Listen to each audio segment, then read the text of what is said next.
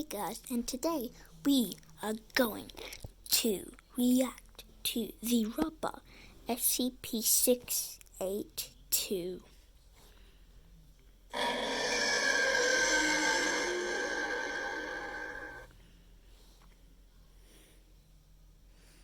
Let me type it.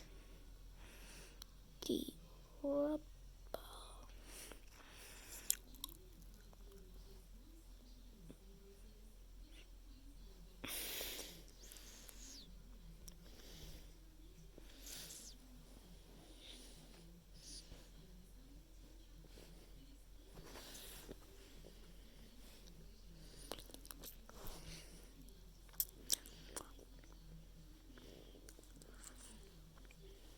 SCP-682 begins thrashing violently, emitting several roaring sounds and issuing profanity directed at testing staff. Finally, 682 breaks containment, attack against several agents, staff, and researchers, resulting in 11 deaths and 86 injuries. Hello everybody, I'm the Rubber. Today, we bring you SCP Foundation Class Object Kita, SCP-682. SCP-682 is one of the most popular in SCP Foundation. 682 is a large, vaguely reptile-like creature of unknown origin, famous for traits that are almost impossible to be destroyed. It appears to be extremely intelligent and was observed to engage in complex communication with other SCP. 682 appears to have a hatred of all life, which has been expressed in several interviews during containment. 682 has always been observed. This is one of my favorite SCPs. And reflexes, though exact levels vary with its form. Its physical body grows and changes very quickly, growing or decreasing in size as it consumes or sheds material, and can gain energy from anything it ingests, organic or inorganic. 682's regenerative capabilities and resilience are staggering, and it has been seen moving and speaking with its body 87% destroyed or rotted. When being asked why it kills those innocent farmers, it refused to answer at first, but after forced to answer by a doctor, 682 assault one of the personnel, and answer they were disgusting. Due to the highly aggressive, and intelligent nature of 682, termination testing has been ordered by Foundation. The only problem is the number of termination testing have been conducted close to 100, yet none of them have been success. Among the many execution records, the most classic of which is the attempt to use SCP-409 on 682. 409 is a very dangerous quartz crystal. Any objects coming in contact with 409 will begin to crystallize after 3 hours. After complete crystallization, the object will bursting into thousands of fragments with great force.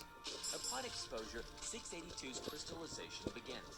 It shows signs of extreme pain and begins having seizures, but the crystallization stops at 62% conversion with unknown reason. Its crystallized area explodes, causing massive physical trauma to 682. 1 hour later, 682 recovers from exposure, despite the loss of limbs and organs.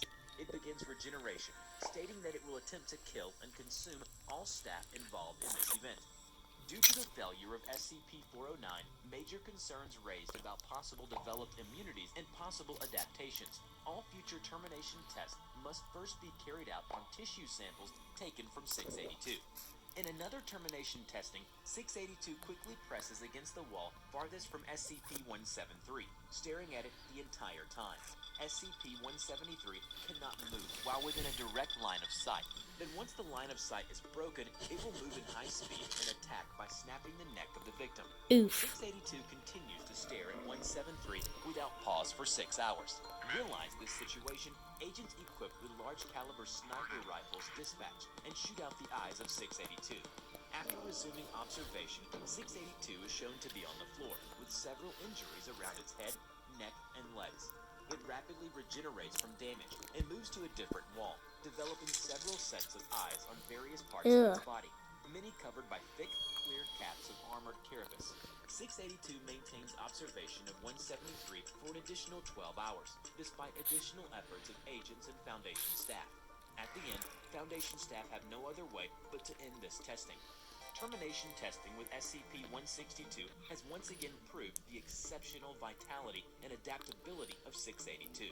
Touching SCP-162 will immediately result in several hooks becoming embedded in the subject's skin. The subject dangerously, resulting in death after a prolonged period of time. 682 exposed to 162. Stop opening door. Begins thrashing violently, emitting several roaring sounds and issuing profanity directed at testing staff. After 4 minutes of continued exposure, 682 lunges away from SCP-162, severing its lower jaw and left hind limb, causing serious tissue damage to many areas of its body.